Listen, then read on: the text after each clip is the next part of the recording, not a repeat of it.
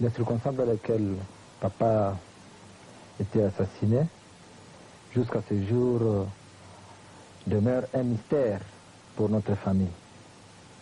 D'autant plus que la lumière sur cet ignoble assassinat tarde à venir suite à la participation très active de M. Joseph, l'actuel président de la République. Vous avez suivi comme moi les enquêtes sur l'assassinat de Laurent Désiré Kabila. Les enquêtes ont été bien sûr présidées par le procureur général de la République, mais sous influence des Zimbabwéens, alors que les Zimbabwéens n'avaient pas intérêt à chercher à connaître la vérité sur l'assassinat de Laurent Désiré Kabila, d'autant plus qu'eux étaient déjà au courant de tout, ils étaient au four au moulin. Ils savaient que Moussa allait mourir les 16, et on les a mis à la tête, on les a donné toute l'influence sur l'enquête de Kabila, et puis c'est suivi de plusieurs procès bidons organisés par la cour d'ordre militaire. Donc c'est pour dire que jusqu'à ce jour, cela reste pour nous un mystère. Et alors, puisqu'il en est ainsi...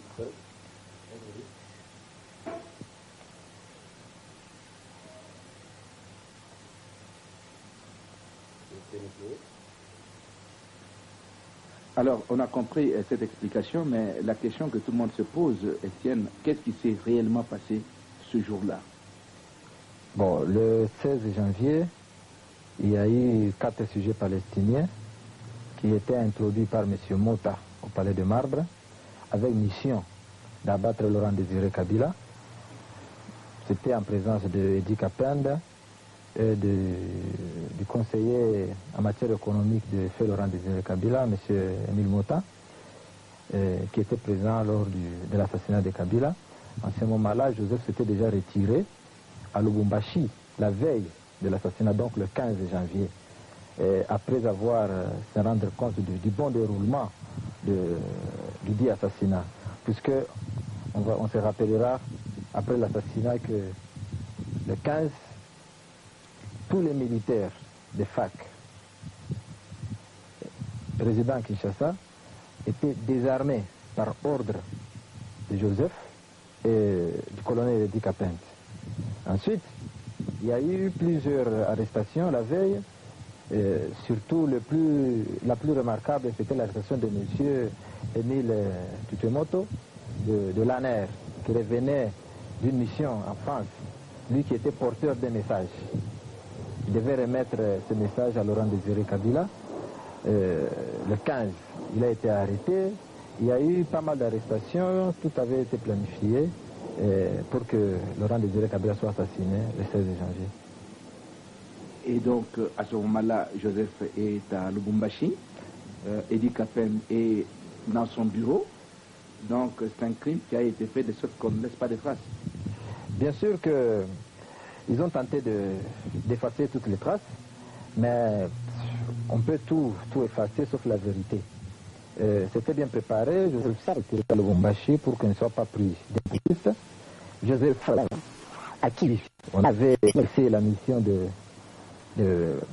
d'exécuter la salle besogne, l'a exécuté, mais il était difficile de pouvoir masquer ça. Par après, Joseph a envoyé le petit Rachidi pour voir pourquoi Kabila traînait avec... Joseph ou Edi Kapenda? Pardon, Edi Kapenda a envoyé le petit Rachidi dans le salon de Kabila, dans son bureau, pour voir pourquoi nous traîné encore avec ses visiteurs. Alors que nous étions déjà morts. Alors le petit Rachidi est entré au salon, il a trouvé Kabila dans un bain de sang. C'est comme ça que le petit est sorti en courant, en criant. Il dit, on a tué le Mzé, Banaou Mzé, c'est ce que les petits disaient. Et juste après là, Edi Kapenda est venu tirer sur le petit Rachidi pour effacer les traces. Bon, alors, on revient à Etienne Kabila et surtout à toute cette foule de révélations que vous avez faites depuis la mort de votre père. Et vous dites qu'un deuil a été organisé à la façon africaine. Et à ce deuil, vous n'avez pas vu Joseph? Non. Joseph n'était pas présenté au deuil familial. Nous avons passé 10 jours durant à l'hôtel Okapi. Pendant la période de deuil, nous avons vu Joseph voyager aux États-Unis. Et puis il est revenu, il a promis passer au deuil familial, mais on n'a pas vu sa présence au deuil familial. Et qui était là à ce deuil-là? En fait, toute la grande... Qui représentait la famille Kabila. Toute la grande famille Kabila était à l'hôtel Okapi. Il y a eu... Tu peux avoir quelques noms. Il y a eu Etienne Kabila qui est à côté de moi. Oui, j'étais là. D'ailleurs, nous logeons dans une même chambre avec mon oncle de René Kassongo, dans le pavillon 11. Dans le pavillon 8, appartement 11, avec mon oncle de René Kassongo. Et puis, il y avait la grande sœur à Kabila, Hortense Kibawa, qui est connue de tout le monde. Il y avait toutes les petites sœurs à Kabila, les cousins... Et les nièces, les tantes, tout le monde était là. Même, y compris notre chef coutumier de Ankoro, M. Dédé Kifoua, était aussi là. Donc nous étions tous là. Alors vous savez que quand on tient un deuil, il y a toujours quelqu'un qui dirige ce deuil-là. Qui était le chef de famille à ce moment-là? Bien sûr que le chef de famille, c'était Dieudonné Kassongo.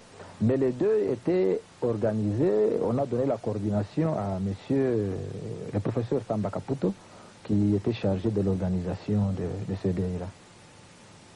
Et monsieur Kassongo dont vous parlez, qui il est dans la famille? Vous dites que c'est votre oncle, à quel degré? Oui, Dieudonné Kassongo, c'est le demi-frère à Kabila. Il est de la troisième femme du grand-père, si je ne m'abuse, de Nyota. Lui est deuxième de la famille, puisqu'il y a eu... Son aîné c'est Rita, après Rita c'est Dieudonné Kassongo, après Dieudonné Kassongo c'est Espérance, après Espérance c'est Salima, et leur cadet c'est Désiré Taratibou qui est décédé. C'est celui qui vous a donné le nom de Taratibou? Je n'ai pas eu ça de cet oncle-là qui est décédé, mais j'ai eu ça de mon père. Bien. Alors maintenant, on revient, le deuil se passe, Joseph n'est pas là. Et alors, est-ce que c'est à ce moment-là précis que vous avez eu l'idée de le déballer? En fait, nous n'avons pas eu l'idée de le déballer totalement. Cela veut dire que c'est par là que l'idée de mener des enquêtes à notre niveau naissait. Puisque Joseph, avec ses attributions du chef de l'État, nous avons compris qu'il avait toutes les prérogatives pour que la famille soit quand même informée des circonstances dans lesquelles leur leader, leur chef, il était le chef de famille, leur chef de famille est disparu. Alors, vu l'absence de Joseph, et puis on n'a pas eu le souci de la disparition de Laurent Désiré Kabila, Joseph, il s'intéressait plus à asseoir sa politique, son pouvoir, que de se rallier aussi au souci de la famille. On avait compris qu'il n'a pas totalement le souci de la disparition de Kabila. Et on dirait qu'il n'avait pas même le sang de Kabila. C'est par là que nous avons commencé à mener les investigations jusqu'à arriver à une conclusion que c'était lui l'organisateur de l'assassinat de Laurent. C'était encore plus grave. Plus grave, d'autant plus que lui qui a toutes les prérogatives pour que la justice soit faite sur l'assassinat de Kabila, lui s'est dit être le fils à Kabila, et c'est lui qui cherche à barricader, qui cherche à étouffer le procès sur l'assassinat de Kabila. Hein? J'espère que vous êtes journaliste, vous êtes informé, les reporters au centre pénitentiaire de Makala où se passe aujourd'hui les procès de Kabila ont été refoulés, mis à l'écart. Donc tout se passe comme sur, je ne sais pas, sur une scène de théâtre. Donc, alors, si je comprends bien, à partir de l'hôtel Okapi, il y a deux griefs qui sont faits pour Joseph, c'est-à-dire, un, la mort s'annonce, la mort est là, elle vous frappe, et lui est absent de la famille. Il n'y a pas de présence ni physique ni morale de Joseph pendant le deuil. Et après le deuil, vous vous rendez compte que lui, qui est maintenant chef de l'État, ne fait rien pour la manifestation de la vérité. Voilà les deux reproches. Tout à fait. Donc, lui, en tant que fils de Kabila, biologique ou adoptif, il est enfant de Laurent Désiré Kabila. S'il n'était pas putschiste, la justice serait déjà faite sur l'assassinat de Kabila. Par contre, c'est lui qui cherche à étouffer la justice sur l'assassinat de Laurent Désiré Kabila. C'est ça les premiers reproches. Et puis, bon, pour son pouvoir, il peut l'exercer comme il veut. On n'a pas à lui en tenir rigueur. Mais ce qui nous fait plus mal, c'est que lui, Joseph, qui a les prérogatives de faire de sorte que la justice puisse être tranchée sur l'assassinat de Kabila, est le premier à étouffer le procès sur l'assassinat de Laurent Désiré Kabila, a intimidé même les membres de la famille Kabila. Il s'est dit fils de Kabila, il n'a même pas de respect envers les petites sœurs à Kabila, envers les petits frères à Kabila. Il s'est dit être le fils de Kabila. C'est ce qui est le plus déplorable.